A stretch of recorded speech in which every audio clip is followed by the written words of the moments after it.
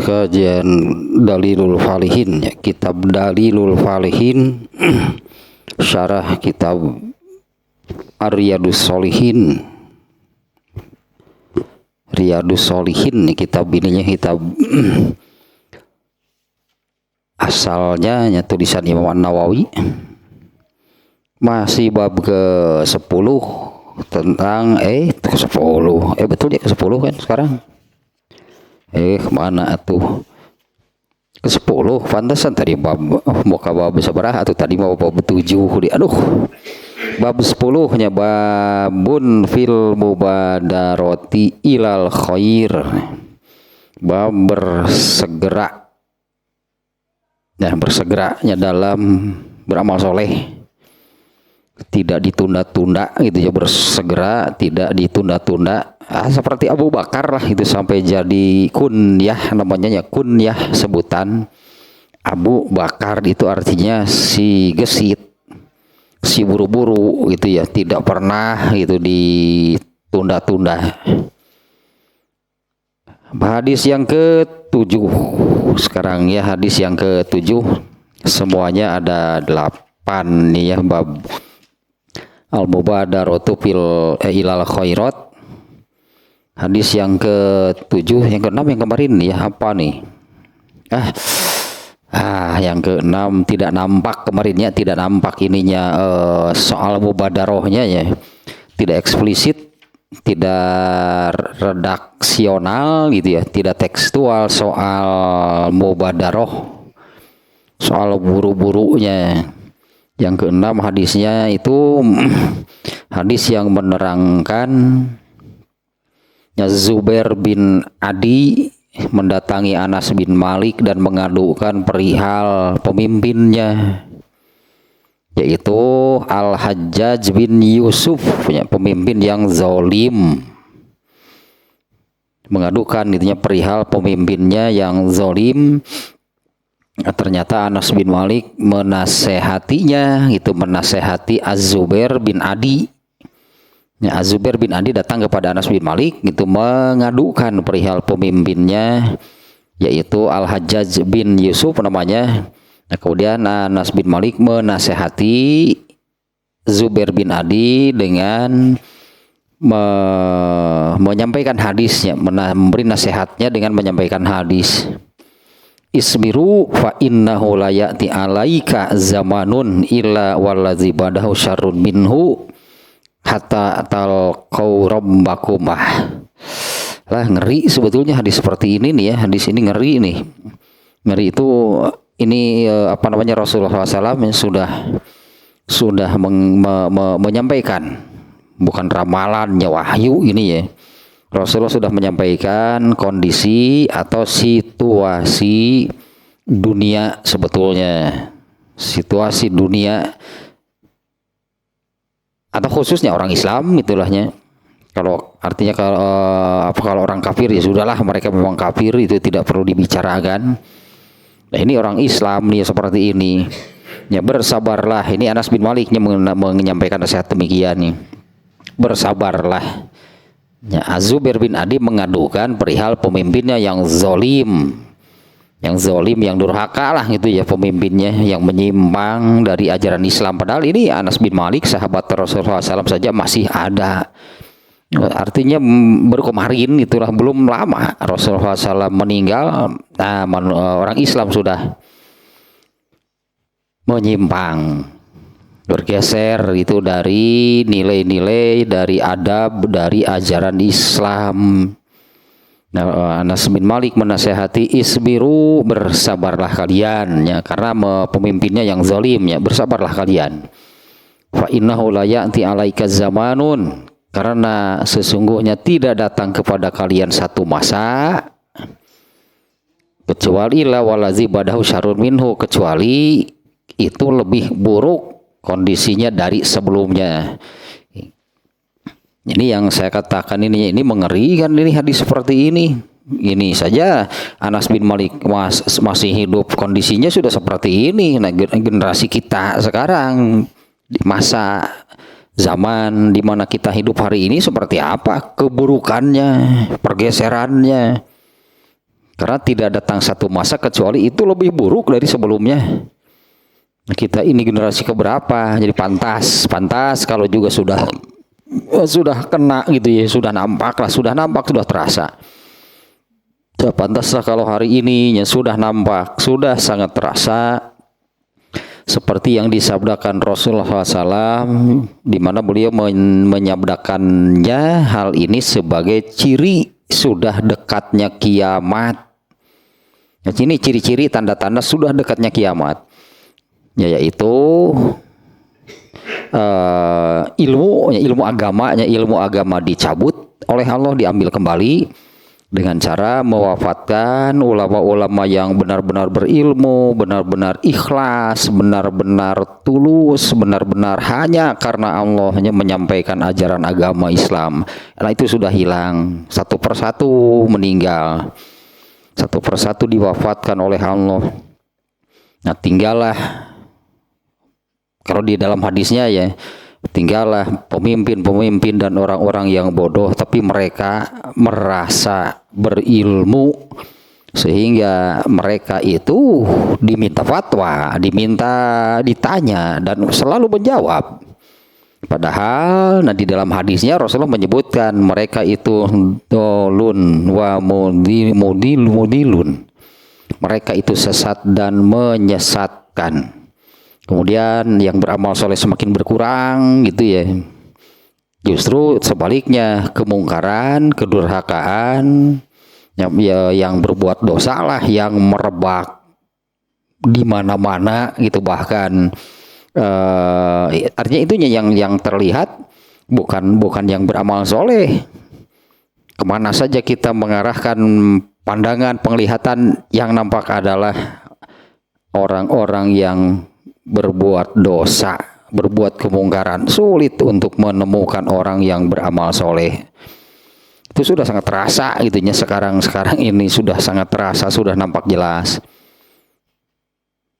Nah, di sini kemarin ini diulas sedikitnya, bab mubadarohnya adalah dalam keadaan demikian buru-buru, artinya seperti Az-Zubair bin Adi, dia kan orang yang masih lurus, orang yang masih sadar gitulahnya. Orang yang masih lurus, orang yang masih sadar, orang-orang yang masih ingin hidup benar gitu, ingin hidup selamat, buru-buru beramal soleh. Justru dalam kondisi demikian, artinya jangan terbawa arus, kamu buru-buru beramal soleh. Ya bersabarlah sampai hatta talqau rabbakum, sampai meninggal. Jadi jangan boleh dikatakannya jangan harap. Tidak bisa kita berharap kondisinya itu akan menjadi baik. Berarti kebalikan dari yang tadi. Yang beramal soleh jadi banyak, kemudian yang berbuat kemungkaran, berbuat dosa itu sedikit, menurun. Jangan harap nggak akan kejadian. Karena ini sabda Rasulullah itu pasti benar.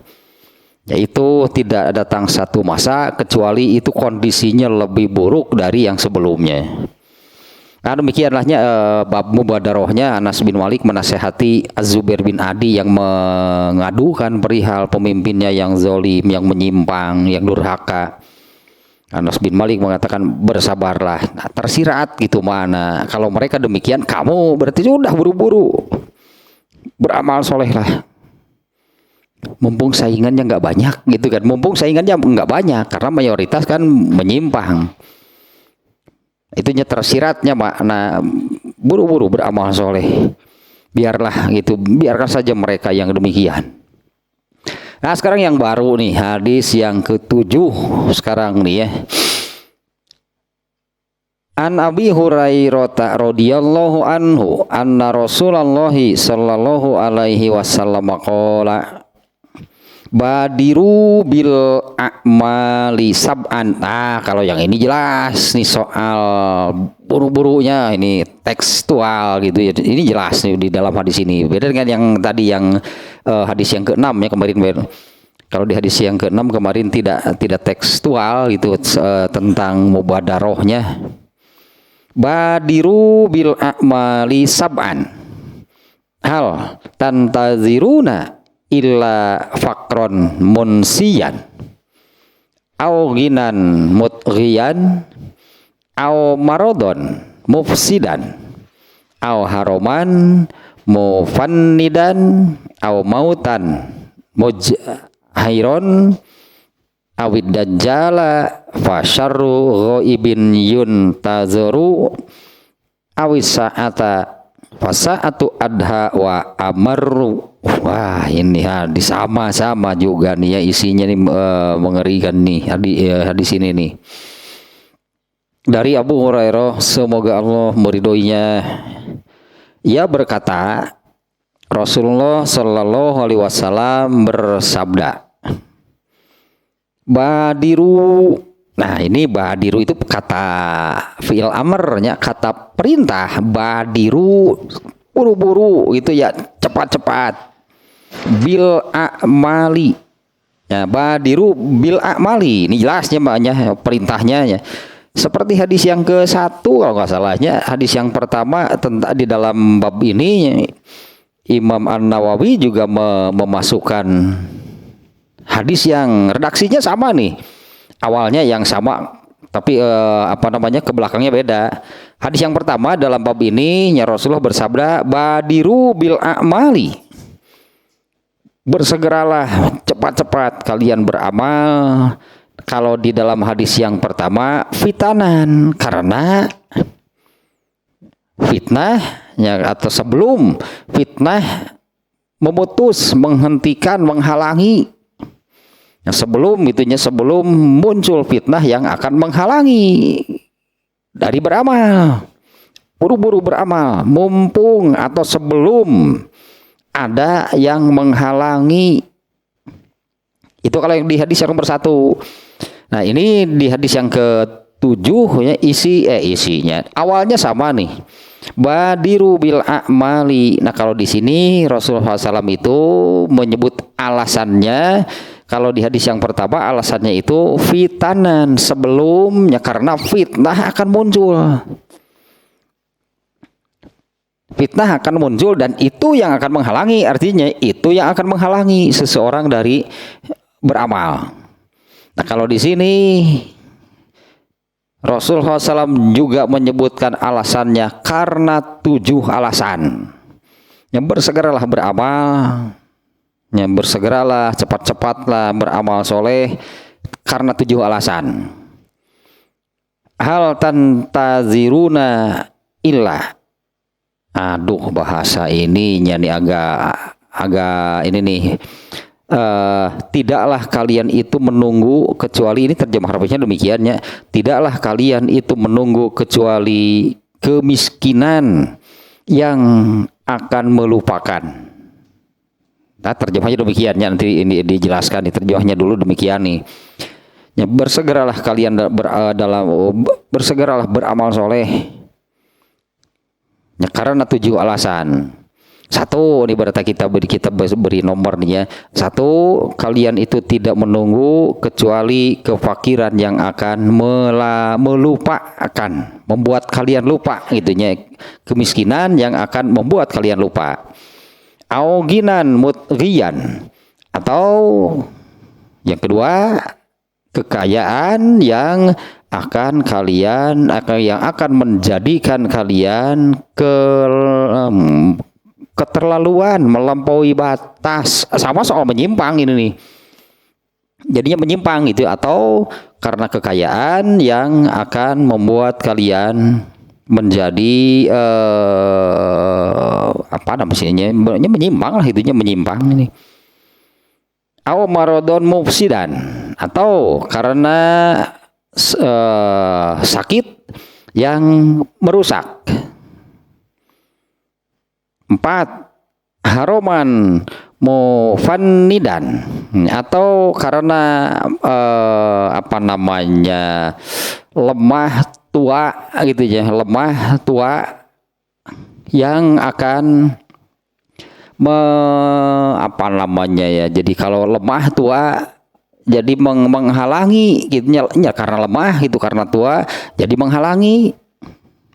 Padahal misalnya keinginan, semangat untuk ibadahnya ada, tapi kan kondisinya demikian. Ya, atau nih yang ke-4, atau karena tuanya yang akan melemahkan. 5 atau mati, mautan mujizan atau kalian itu menunggu. Jadi ini kan sebetulnya maknanya segeralah beramal soleh karena 7 alasan. 1, sebelum datangnya kemiskinan yang akan membuat kalian lupa. 2, sebelum kalian menjadi kaya gitu ya, dimana hal itu akan membuat kalian melampaui batas keterlaluan. Kemudian atau sebelum datangnya sakit, dimana sakit itu akan merusak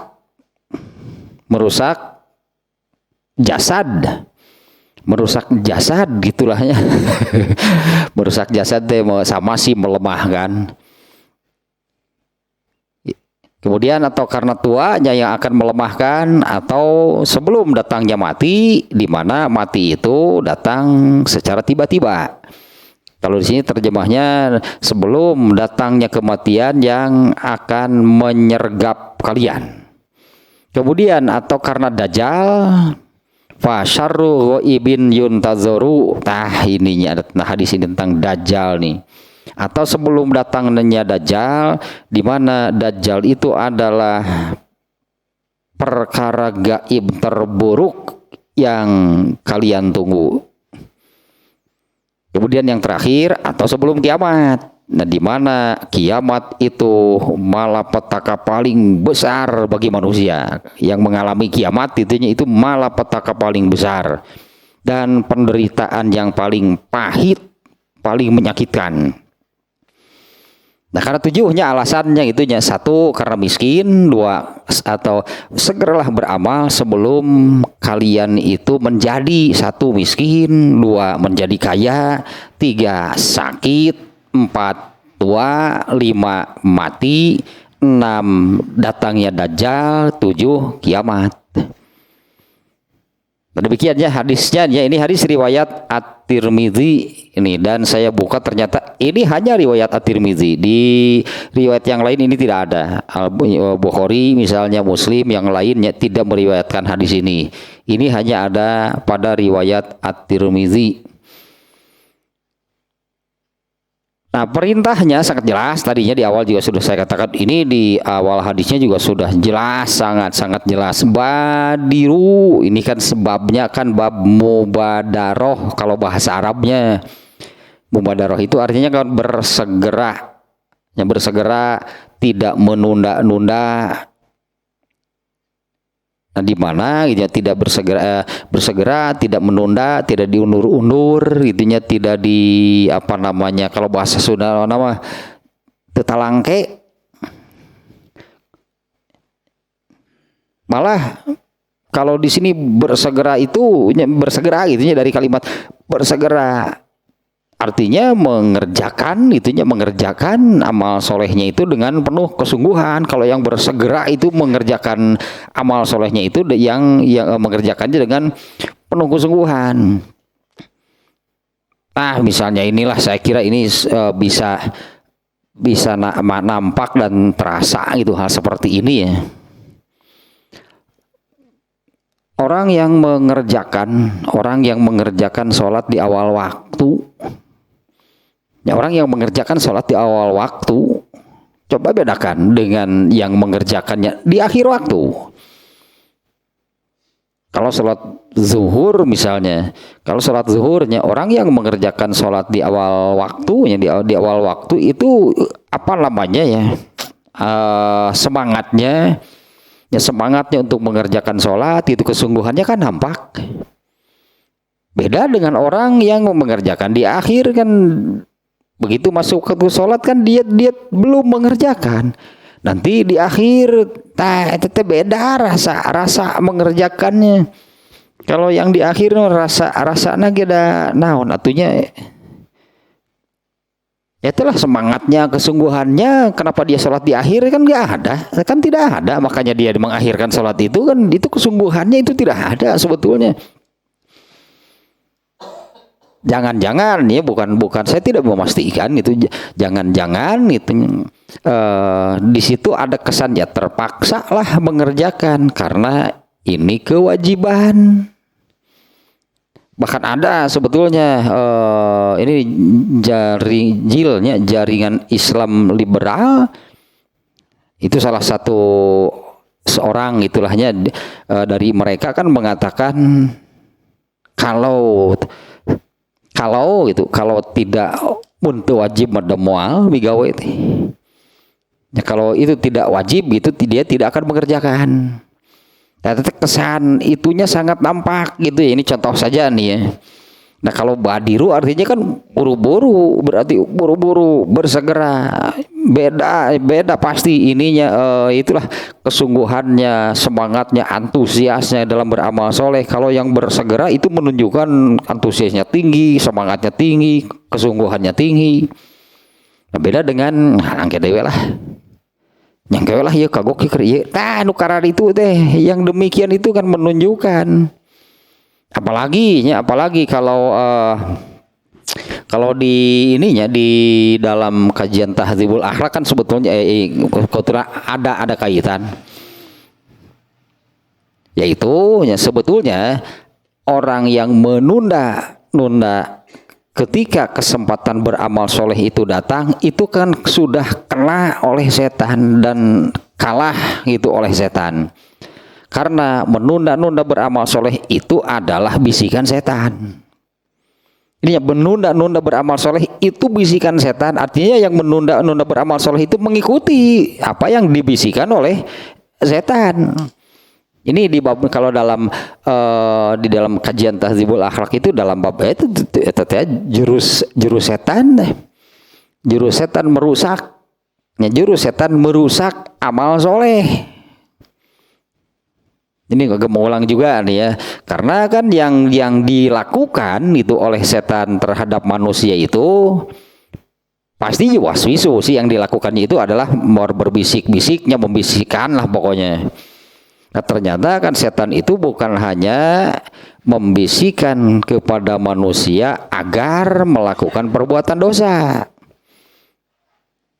Ya, yang dilakukan setannya kepada manusia itu bukan hanya membisikkan kepada manusia hal-hal yang buruk gitu supaya manusia itu melakukan perbuatan dosa. Ternyata setan pun membisikkan sesuatu terkait dengan ibadah atau amal soleh yang dilakukan oleh manusia. Nah, maka setan itu prinsipnya adalah amar munkar nahi ma'ruf. Ya, tentu ini berbedanya dengan kalau Islam itulah mengajarkan amar ma'ruf nahi munkar, memerintahkan kepada yang baik dan mencegah kemungkaran. Itu prinsip, mungkinlah boleh disebut prinsipnya. Ini prinsip dari Islam. Sementara setan itu pasti sebaliknya, amar munkar nahi ma'ruf. Nah, dari hal ini maka itu yang dilakukan oleh setan terhadap manusia itu bukan hanya terkait dengan keburukan atau perbuatan dosa. Yang terkait dengan amal soleh pun setan itu akan mencelakakan manusia terkait dengan amal solehnya. Nah, bisikan pertama dari setan terkait amal soleh itu kan setan akan membisikkan, jangan lakukan, itu yang dibisikkan setan. Ketika amal soleh itu ada gitu ya. Nah, ini kebalikan dari kalau menurut Islam katakanlahnya, menurut Rasulullah SAW justru badiru, buru-buru, cepat-cepat, bersegeralah dalam beramal soleh. Nah, sementara yang dibisikkan setan ya pasti sebaliknya, setan akan membisikkan jangan dilakukan. Kalau ini dilawan, artinya dilawan dan kita bisa menaklukkan setan, artinya tidak diikuti nih bisikan setan, kita lakukan. Nah, setan itu disebutnya setan kalah berarti di jurus yang pertama. Bisikan pertama tidak ditanggapi, tidak dihiraukan, tidak diikuti itu oleh manusia. Setannya membisikkan jangan lakukan, manusianya melawan, saya harus melakukan.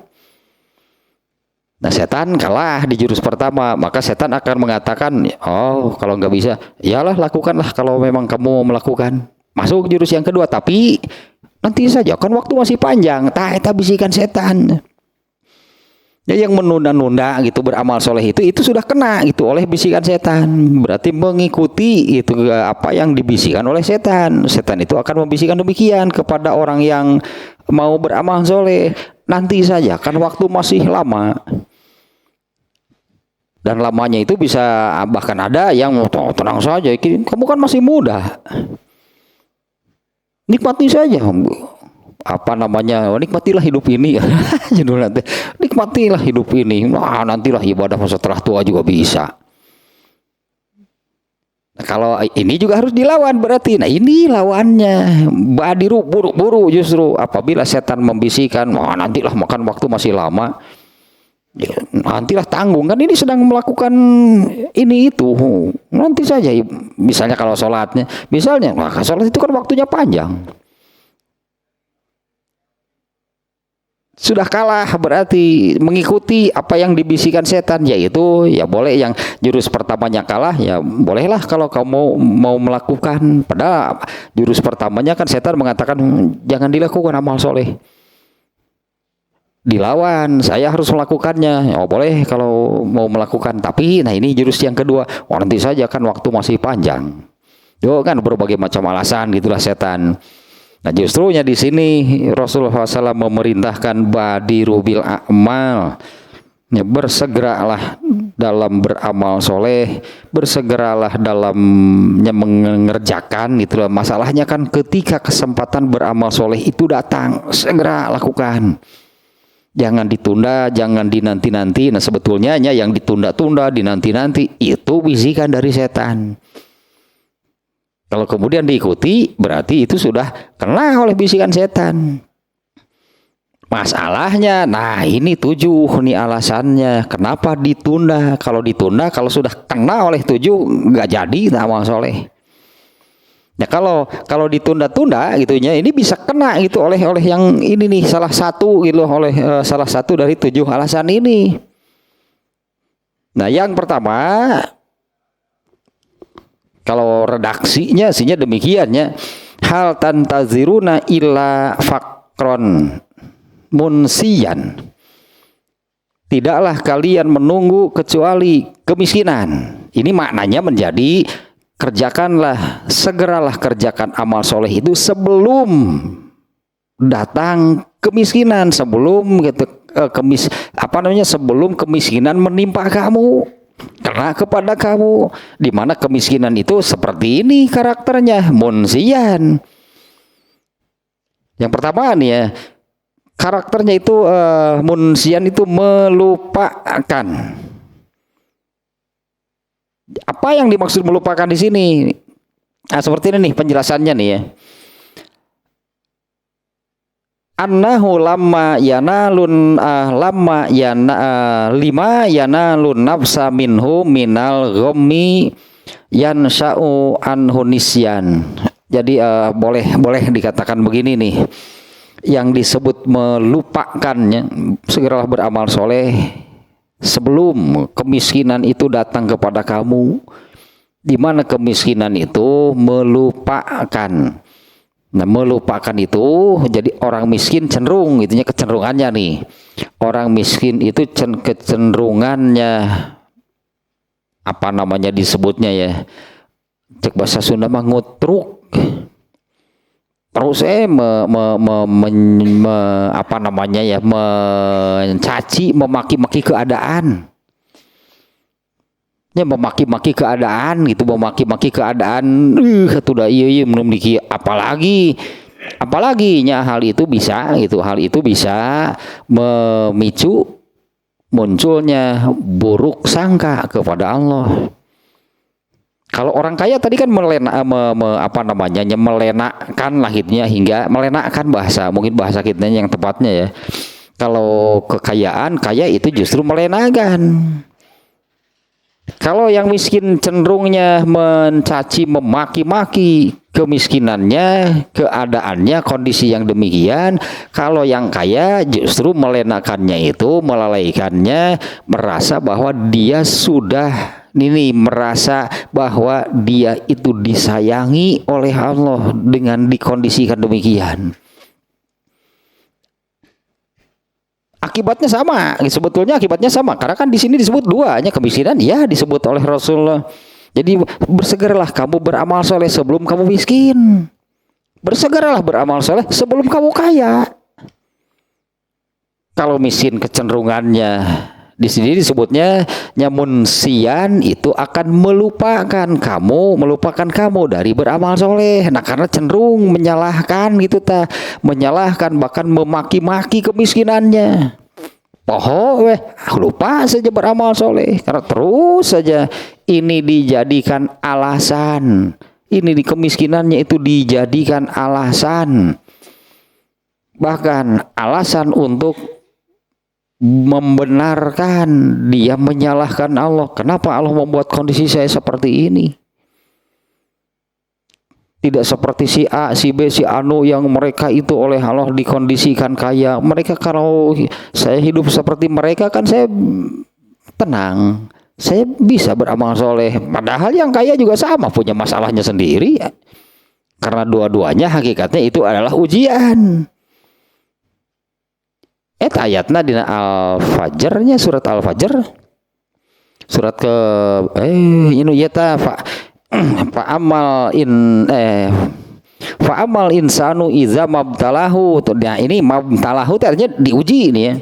Fa amal insanu adapun manusia itu iza mabtalahu rabbuhu apabila diuji oleh Tuhannya fa akramahu wa na'amahu dia di apa namanya ya sebutlah ditinggikan itu status sosialnya derajatnya di mata atau di antara sesama manusia atau secara sosial lah gitunya status sosialnya tinggi kemudian menjadi orang yang dihargai dihormati itu oleh sesama manusia.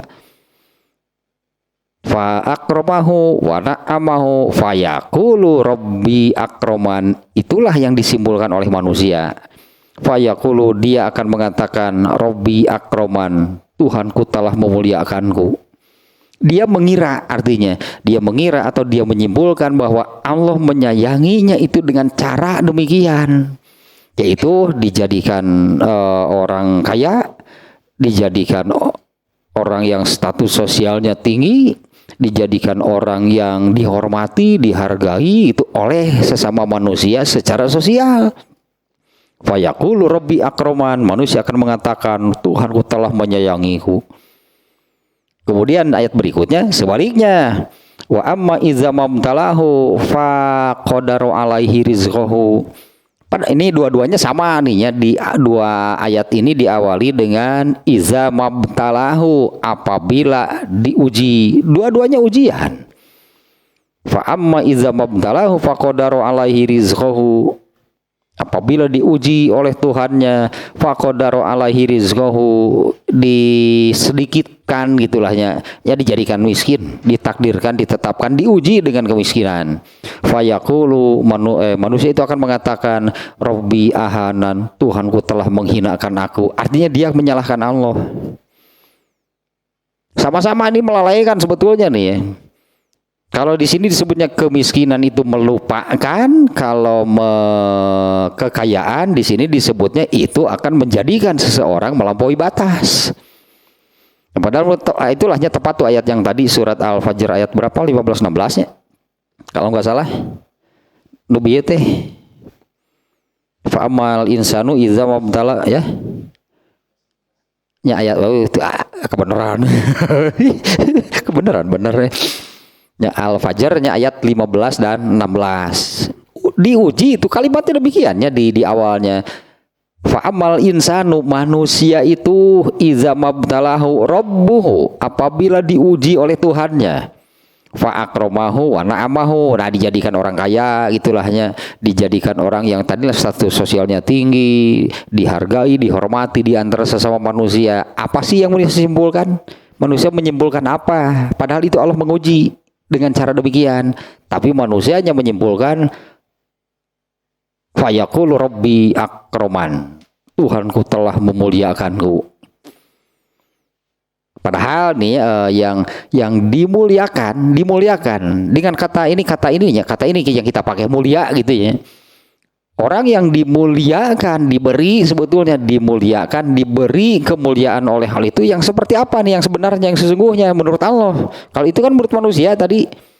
Kalau manusia menyangka bahwa dengan dijadikan kaya, dijadikan terhormat, terpandang, manusia menyimpulkan Allah telah menyayanginya. Nah, padahal yang benar-benar dimuliakan, diberi kemuliaan oleh Allah itu yang seperti apa? Allah sudah menetapkan tolok ukurnya.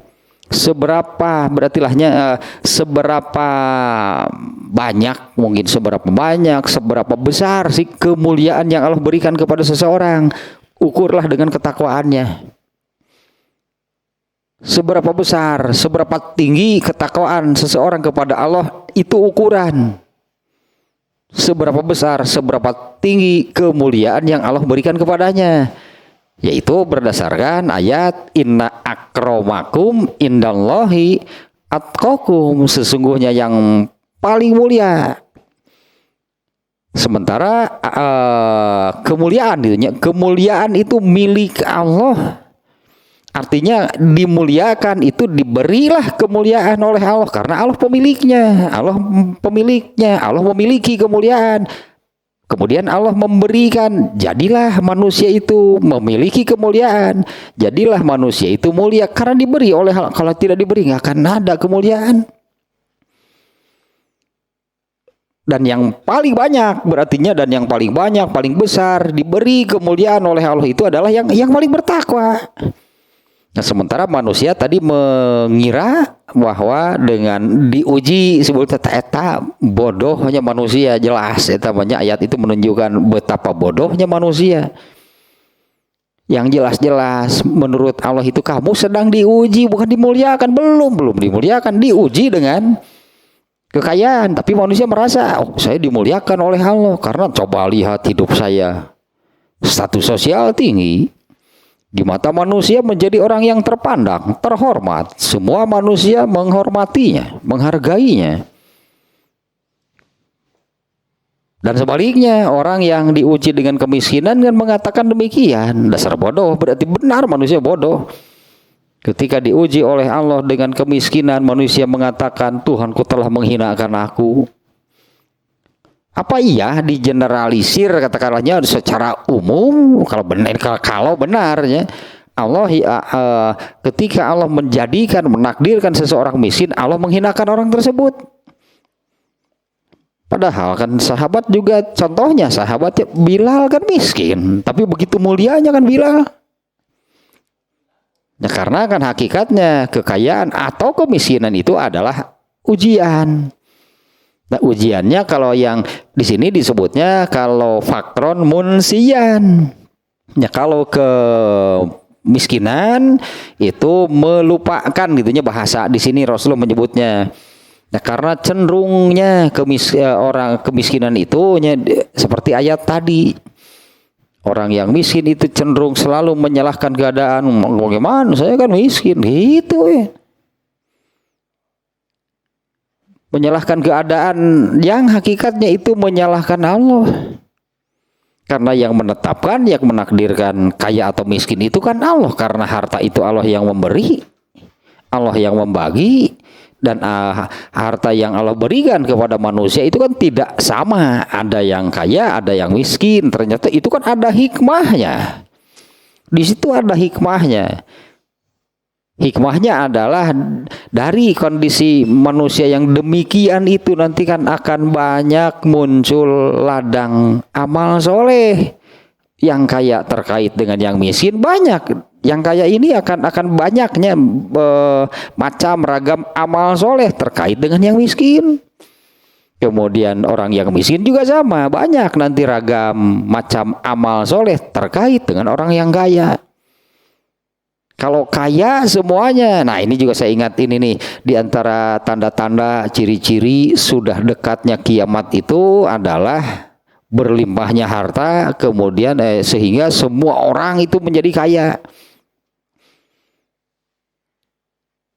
Kalau kondisinya sudah demikian, ketika seseorang ingin bersodakoh itu tidak ada yang menerima. Tuh, itu kan diantara hikmahnya. Kalau kayak semua sodakoh, mau bagaimana? Siapa yang mau menerima? Hadis itu juga hanya terkait dengan perintah mubadarah juga hanya bersegeralah. Kalau dalam hadis itu khusus bersegeralah, bersodakohlah sebelum Allah menetapkannya. Di antara ciri kiamat itu adalah harta berlimpah, semuanya kaya, sehingga seseorang itu kesana kemari ingin memberikan sodakoh, semuanya menolak karena mereka merasa kaya. Nah, kembali ke sini nih, ini tujuh kondisi itu. Bersegeralah dalam beramal soleh sebelum, ini bisa jadi salah satunya teralami oleh kita nih. Ya, bersegeralah beramal soleh sebelum kamu menjadi miskin. Bisa jadi Allah nanti menakdirkan kita miskin. Kalau sudah miskin akan terus menyalahkan keadaan. Dan yang terburuk adalah menyalahkan Allah.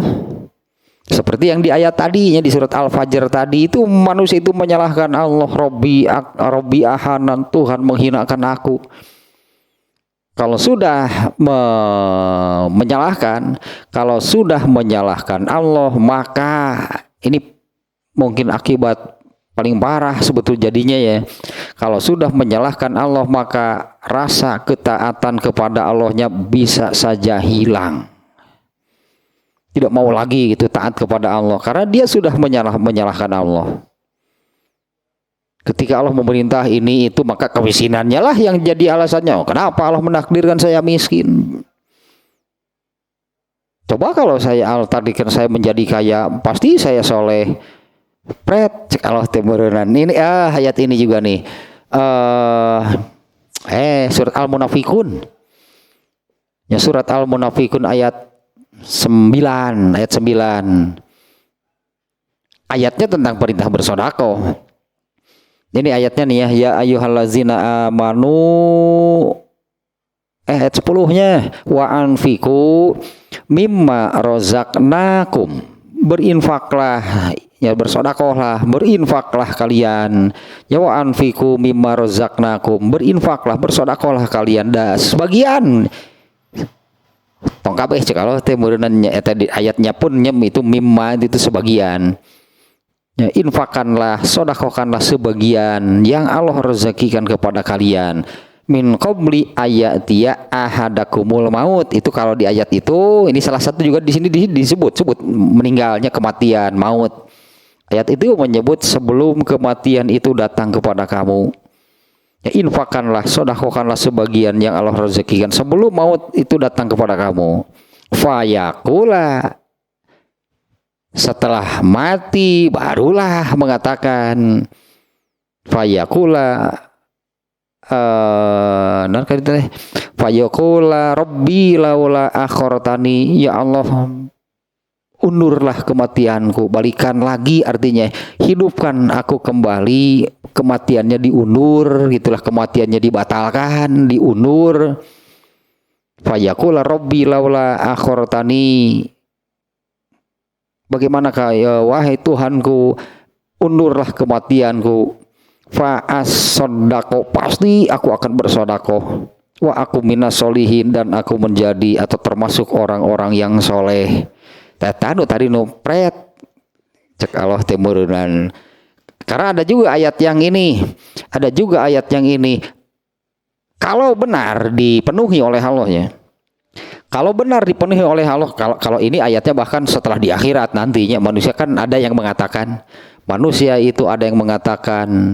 ya Allah kembalikanlah aku ke dunia meskipun sedetik, katakanlahnya sedetik, sesaat, pasti aku akan gunakan untuk beribadah. Cek altekos nu benar ngomong teh. Kalau betul dikembalikan lagi ke dunia, pasti manusia itu durhaka lagi. Minta gitu kepada Allah, ya Allah kembalikanlah aku ke dunia, pasti aku akan, tadilah di ayat Al-Munafikun juga sama, pasti aku akan menjadi orang yang soleh, pasti aku akan bersodakoh, pasti aku akan menjadi orang yang soleh. Itu percayain Allah itu enggak percaya. Kalaupun benar manusia itu dikembalikan, dihidupkan lagi ke dunia, apa benar seperti yang dikatakannya akan bersedekah, beramal soleh? Waduh, kalau pasti manusia durhaka lagi, berbuat dosa lagi. Matikan lagi yang kedua kali. Oh ya Allah, kembalikanlah, aku akan beramal soleh. Ganeng urang cik Allah tuh ngomong sih, pasti manusia akan berbuat dosa lagi, tidak akan soleh. Karena kalau benar mau soleh, kenapa dulu tidak? Ya kalau benar mau soleh, mah ya itu yang dulu yang ketika di dunia yang benar soleh kan ada. Setelah di akhirat, setelah katakanlah setelah melihat neraka, apalagi setelah di neraka, ya Allah kembalikanlah aku ke dunia, pasti aku beramal soleh. Waduh, jangan mana tengok apalun Allah gila karakter jelema tukang wadul. Nah ini satunya karena sebelum datang kemiskinan. Ini artinya kemungkinan nih. Ini kemungkinan akan menimpa seseorang. Bersegeralah beramal soleh sebelum kamu jatuh miskin. Anggaplah gitu ya. Sebelum kamu jatuh miskin. Karena kemiskinan itu akan melupakan. Karena kecenderungannya gitu seperti yang di ayat tadinya. Orang miskin kecenderungannya dia menyalahkan keadaan. Bahkan menyalahkan Allah. Fayaqulu Rabbi ahanan, itu yang dikatakan oleh manusia. Dia menyalahkan Allah. Ya Allah, padahal gitu kan tadi itu sebetulnya ujian yang kaya juga ujian sama. Nah ini akan melupakan itu, kecenderungannya demikian gitu. Orang yang miskin menyalahkan keadaan. Yang paling buruk adalah menyalahkan Allah. Kalau sudah, nah artinya kalau dalam pikirannya menyalahkan Allah itu artinya kan Allah berbuat salah maksudnya ya. Kalau di dalam diri manusia sudah ada pikiran demikian, dia menyalahkan Allah, berarti dia mengatakan bahwa Allah berbuat salah. Ketaatan itu bisa saja hilang. Kalau sudah demikian, nah Allah na oge, Allahnya juga berbuat salah. Kan hakikatnya demikian. Kalau mengatakan Robbi ahanan, dia mengatakan Tuhanku telah menghinakan aku. Menyalahkan Allah lah gitunya, kecenderungannya demikian. Nah kalau sudah menyatakan demikian, ini kita lihat lagi redaksinya, buru-buru bersegeralah dalam beramal soleh sebelum kemiskinan menimpa kamu. Kalau kamu sudah benar tertimpa kemiskinan, hese berarti beramal soleh teh. Sulit untuk beramal soleh karena kecenderungannya demikian. Teta munsian dia melupakan. Kalau bahasanya di sini jangan sampai menunggu gitulahnya. Bersegeralah dalam beramal soleh. Jangan menunggu kamu itu jadi miskin. Kalau sudah jadi miskin itu bisa melupakan, bisa membuat kamu lupa. Asalnya kaya, asalnya cukup, kemudian jatuh miskin. Nah, yang muncul kan menyalahkan Allah. Beramal solehnya juga sudah malas pasti kalau sudah demikian. Kalau sudah ada pikirannya di dalam pikiran itu menyalahkan Allah, pasti beramal soleh itu jadi malas. Nah, kemudian yang kedua yaitu sebelum kamu menjadi kaya. Segeralah beramal soleh sebelum kamu menjadi kaya. Kecenderungannya orang kaya melampaui batas, di sini mutghiyannya yaitu melampaui batas. Seperti apa gitu? Apa maksudnya yang dimaksud dengan melampaui batas di sini? Kalau orang miskin cenderung tadi menyalahkan keadaan, bahkan menyalahkan Allah. Dia mengatakan tadi Allah telah menghinakan aku. Kalau orang kaya melampaui batasnya itu adalah dia merasa bahwa bisa menjadi kaya itu karena kemampuan dan kerja keras dirinya. Eta melampaui batas. Dia merasa bahwa kekayaannya itu adalah karena kemampuan dirinya dan kerja kerasnya gitu, sehingga hasilnya kan ya wajar lah. Saya ini kerja dari pagi sampai malam dan skill, gitu kemampuan saya dalam berbisnis dan sebagainya. Eta melampaui batas, dia melupakan Allah. Dia merasa takabur, jelasnya orang demikian itu kena gitu oleh takabur. Dia merasa bahwa dirinya memiliki kemampuan untuk bisa menjadi seperti itu. Oh, saya kan menjadi seperti sekarang ini kan, jatuh bangun bisnisnya juga saya ini kan berapa puluh tahun.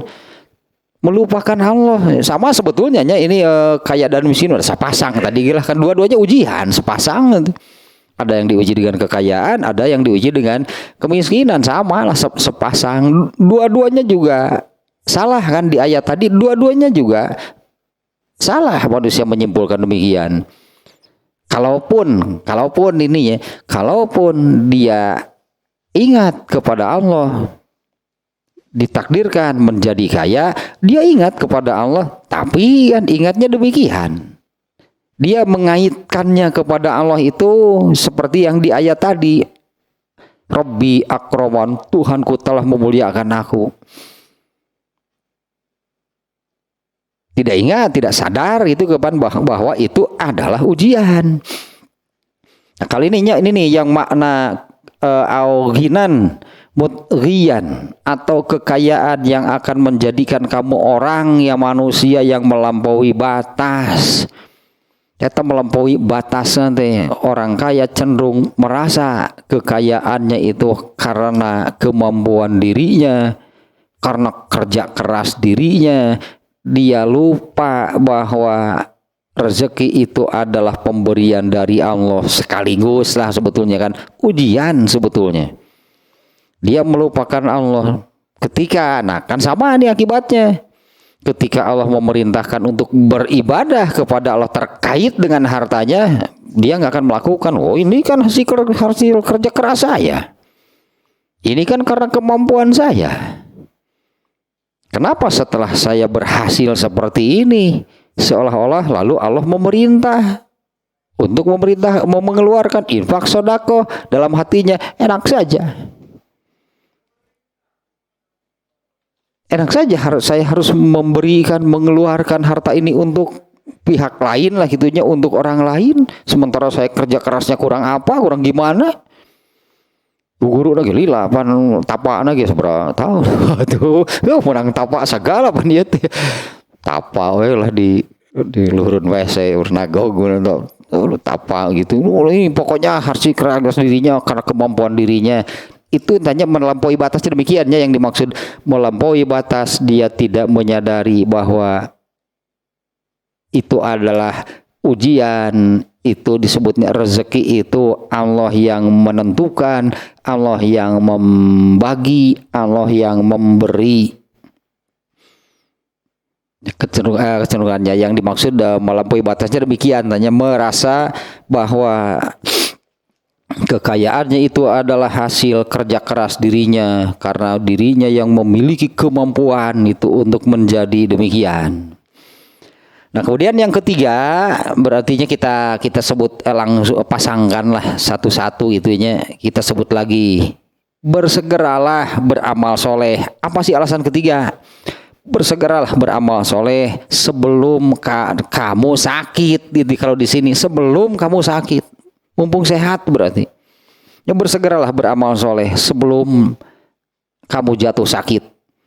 Di sini sakit itu adalah mufsidan, merusak gitunya. Sakit itu mufsidan, itu akan merusak badan kamu, juga pikiran kamu. Orang yang sakit juga kecenderungannya pikirannya terganggu, mentalnya terganggu. Ini orang sakitnya, pikirannya terganggu, mentalnya terganggu. Seringkali juga dia menyalahkan Allah. Kenapa Allah menakdirkannya, menetapkannya sakit seperti itu? Dia pokoknya kalau sudah ada buruk sangka, menyalahkan Allah, pasti ketaatannya itu akan turun, bahkan bisa sampai hilang sama sekali ketaatannya. Merasa tidak mau lagi, tidak pantas lagi untuk taat, karena kenapa Allahnya juga memperlakukan saya seperti ini? Ya, kenapa Allah memperlakukan dan menetapkan saya seperti ini? Nah, maka ketaatannya itu akan berkurang, bahkan bisa sampai hilang.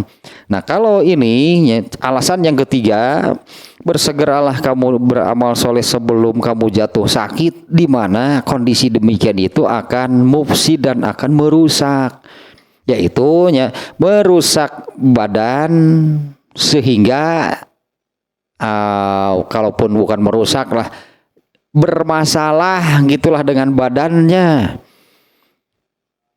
Di mana hal itu akan mani'an min adail ibadati au min kamaliha. Di mana hal itu akan mani'an min adail ibadah, bisa jadi itu menghalangi untuk beribadah. Jadi banyak seperti ini nih ya. Banyak yang banyak kondisinya, dengan kondisi badan yang sakit jadi banyak, boleh disebut jadi banyak ibadah yang tidak bisa dilakukan. Ya kan, dengan kondisi badan yang sakit itu jadi banyak nih ibadah yang tidak bisa dilakukan. Nah, makanya bersegeralah beramal soleh sebelum kondisi demikian itu kena kepada kamu. Jadi banyak gitu amal soleh yang tidak bisa dilakukan ya karena badannya sedang sakit. Atau min kamaliha, atau ketika melakukannya itu jadi susah gitu, ingin sempurna. Jadi canggeng ge hayang jadi canggeng ge hayang ruku ya, pengin ruku yang sempurna, aduh susah. Jadi canggeng gitu ketika bergerak untuk ruku, aduh ripuh. Sampai kan pelan-pelan gitu baru ditahan tuh jadi weh gitu tah ruku teh. Kemudian rukunya yang sempurna, ingin meluruskan tulang punggung juga ternyata nggak bisa karena dengan ketika tulang punggung itu kealaman itunya aslinya kealaman jadi canggih ngalu nih sebutan yang cerik teh. Di mana kita tahu gitulahnya tuntutan mengerjakan ruku itu kan ruku lah kamu dengan iktidal, tumaninah, sempurna dan tumaninah gitu kan, tuntutannya mengerjakan rukunya itu. Yang sempurna yang seperti apa? Yang lurus tulang punggungnya. Ternyata orang yang kena sakit pinggang nggak bisa. Nggak bisa begitu membungkukkan badan ingin meluruskan tulang punggungnya. Justru itu terasa sakitnya di sana. Ini contoh saja ya, contoh ringan yang kealaman itu nyeri canggeng, aduh bener yang jerik. Menghalangi dari itu melakukan ketaatan atau menghalangi dari sempurna ketika melakukan ketaatan. Saya kira ini semuanya teralami lah, mengalaminya dalam keadaan sakit kan nggak sempurna. Susah gitulahnya untuk sempurna. Misalnya orang yang biasa, itunya biasa kalau sholat berjamaah gitu ke masjid. Nah, dalam keadaan sakit kan ya mana bisa gitu kan pergi ke masjid.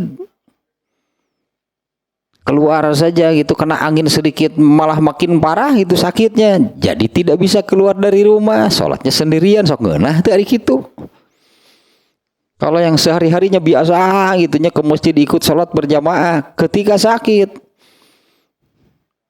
tidak bisa keluar rumah untuk mengerjakan sholat berjamaah. Ketika mengerjakan sholat sendirian itu ada yang kurang, tetap rasanya gitunya ada yang kurang. Nah sakieu gitu sholat teh. Mengerjakan sholat sendirian di rumah yang biasanya dikerjakan di masjid secara berjamaah. Tadinya bersegeralah beramal soleh sebelum kamu jatuh sakit. Di mana kondisi sakit di sini disebutnya mufsidan, itu akan merusak badan, iya, bisa juga sampai merusak pikiran, merusak mental, merusak keimanan juga. Nah, kalau sudah demikian ya susah lah gitunya untuk beramal soleh. Eta rugi, mun cek hadis merugi ari kitu teh. Makanya bersegeralah beramal soleh ketika sehat. Kalau menurut yang ketiganya beramal soleh lah, bersegeralah beramal soleh sebelum jatuh sakit. Kemudian yang keempat sebelum tua, sebelum lemah.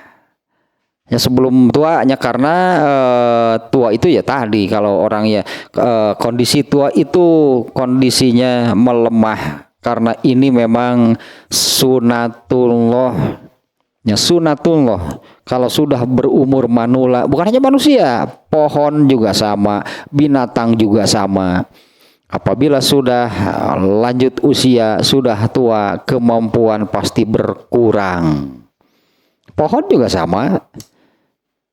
Kemampuan si pohon itu juga berkurang. Kemampuan dalam ininya nih, kemampuan dalam menyerap makanan itu dari dalam tanah kemampuannya berkurang sehingga berkuranglah gitu zat yang mesti dibagikan ke seluruh bagian dari pohon tersebut. Makanya kekurangan gizi pohon nih. Pohon kekurangan gizi, banyaklah sel yang rusak. Daunnya mulai berkurang. Dahan-dahannya mulai banyak yang rapuh. Memang kurang asupan, kurang gizi. Karena kemampuan menyerapnya berkurang. Manusia juga sama, binatang juga sama. Kalau dalam hal ini ya tentunya ini akan menghalangi dalam beribadah karena badannya semakin lemah, hanya semakin bertambah usia maka badan itu semakin lemah. Itu sunatullah. Ya, makanya di sini maksudnya beribadahlah selagi badan kamu itu kuatnya karena usia masih muda. Jangan menunggu tua. Kalau sudah tua seperti ini kondisinya. Badannya lemah sehingga banyak juga nantinya ibadah-ibadah yang tidak bisa dilakukan. Nah, kemudian yang keempatnya sebelum mati ya tentunya gitunya. Jadi bersegeralah beramal soleh sebelum datang kematian. Di mana kematian itu disebutnya di sini akan menyergap kamu diam-diam gitulahnya, diam-diam akan menyergap. Atau ialah beribadahlah, bersegeralah dalam beribadah sebelum datang kematian, karena kematian itu datangnya tiba-tiba. Kemudian ini sudah jelaslah demikiannya. Nah ini yang keenam nih, sebelum datang Dajjal, di mana Dajjal itu syarru ghaibin yuntazaru. Dajjal itu adalah perkara gaib terburuk yang ditunggu-tunggu atau yang bukan ditunggu-tunggu sih jadinya ya. Perkara buruk yang akan datang kepada manusia. Ketika muncul Dajjal, ketika datang Dajjal itulah perkara buruk yang mendatangi manusia. Nah sampai seperti ini ya Rasulullah SAW kan mengajarkan ada khususnya di isinya itu. Ini doa yang di dalam sholat itu yang dibaca setelah tahiyat akhir, setelah bacaan tahiyat akhir sebelum salam. Rasulullah kan mengajarkan berlindung kepada Allah dari 4 perkara. Allahumma inni a'udzubika min azabil qabri wa min azabi jahannam wa min fitnatil mahya wal mamati wa min fitnatil masihid dajjal. Khusus nih Rasulullah mengajarkan berdoa dari pengaruh buruk terbawa gitu oleh Dajjal. Nah hadis ini menyebutkan Dajjal itu adalah perkara gaib terburuk yang membayangi manusia. Kalau di sini disebutnya ditunggu-tunggu itu artinya yang akan terjadi gitu, pasti Dajjal itu nanti ada. Dan itu perkara yang buruk bagi manusia. Kalau Dajjal itu sudah benar-benar datang, benar-benar muncul. Nah, sehingga Rasulullah mengajarkan seperti tadinya maknanya hanya doa yang tadi Allahumma inni a'udzubika min azabil qabri, ya Allah aku berlindung kepadamu dari azab kubur. Artinya benar azab kubur itu ada. Wa min azabi jahannam, dan dari azab neraka jahanam. Wa min fitnatil mahya wal mamati, dari jadi azab juga gitulahnya, dari azab ketika hidup di dunia dan azab atau siksaan ketika sakaratul maut. Nah maknanya di hadis itu ya, azab Allah ketika di dunia dan azab ketika sakaratul maut. Yang terakhir adalah wamin fitnatil masihid dajjal, dan dari keburukan usapan dajjal. Nah, di sini disebutkannya bahwa Rasulullah memerintahkan bersegeralah beramal soleh sebelum datangnya Dajjal, di mana Dajjal itu adalah perkara gaib terburuk yang membayangi manusia. Dan yang terakhir sebelum kiamat. Inilah terakhir kesempatan manusianya, karena kesempatan terakhir karena kan dunia ini berakhirnya dengan kiamat. Ya, sebelum dunia ini hilang, sebelum dunia ini kiamat, sebelum dunia ini dihancurkan dan dilenyapkan oleh Allah, itu juga kiamat juga seperti menurut ayat Al-Quran datangnya tiba-tiba. Ya, seperti kematiannya datang kepada manusia itu secara tiba-tiba, kiamat juga sama, datangnya secara tiba-tiba. Ada satu hadis yang menerangkan bahwa kiamat itu benar-benar terjadi ketika, ini di hadis disebutkan ya, dua orang yang sedang berdagang, dua orang yang sedang melakukan jual beli, terjadi rek dibungkus pisan, deal harganya rek dibungkus pisan, kiamat tidak keburu. Kemudian orang yang kiamat ini benar-benar terjadi ketika seseorang sedang menyuapkan makanan ke dalam mulutnya, tidak jadi. Ada yang sedang memerah susu binatang ternaknya, tidak jadi dibawa ke rumah, artinya tidak jadi juga.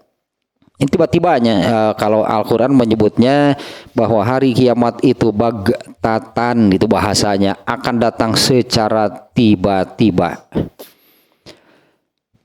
Tujuh alasan, berartinya di sini Rasulullah menyebutkan 7 alasan untuk segeralah beramal. Ya, bisa jadi ini salah satu dari yang 7 ini alasan itu kan seseorang tidak jadi beramal karena keburu, artinya karena ditunda-tunda jadi saja keburu datang yang 7 ini. Ya, menunda-nunda beramal soleh akhirnya keburu datang yang 7 perkara yang disebutkan Rasulullah di sini. Keburu jatuh miskin seperti tadi masalahnya, keburu dia menjadi kaya seperti tadi masalahnya gitu ya. Pokoknya jadi tidak beramal soleh. Jatuh miskin jadi tidak beramal soleh, jadi kaya tidak beramal soleh, sakit tidak beramal soleh nantinya, karena ketika 7 perkara ini belum datang, beramal solehnya ditunda-tunda, keburu datang yang salah satu gitunya, keburu datang salah satu dari yang 7 perkara ini, maka tidak jadi beramal solehnya. Ya, artinya Rasulullah makanya di sininya di awal hadisnya memerintahkan untuk segeralah beramal soleh, buru-buru kerjakan, buru-buru lakukan. Ya, prinsipnya seperti tadi lah, asik Abu Bakar lah sampai jadi sebutan gitu, Abu Bakar itu karena bersegera. Abu Bakar lah orang yang selalu paling dulu dalam urusan mengerjakan beramal soleh, tidak pernah terkalahkan, tidak pernah didahului siapapun, sampai jadi sebutan Abu Bakar.